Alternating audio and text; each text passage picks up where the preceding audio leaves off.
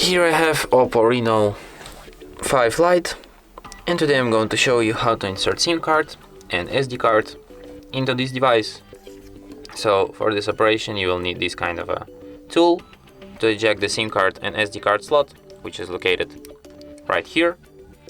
So what you have to do is to just put this tool inside the hole next to the slot, then slightly push it, then the slot will come out, and here you have to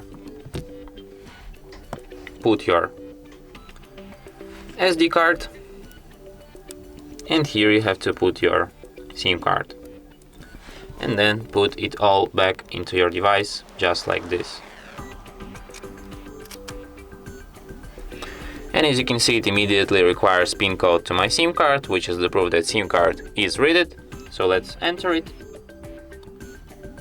And there's also a notification that...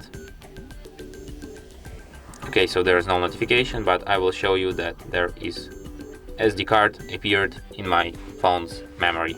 And here it is. And that's it. Thanks for watching. If you find this tutorial useful, don't forget to hit that like button and subscribe to our channel.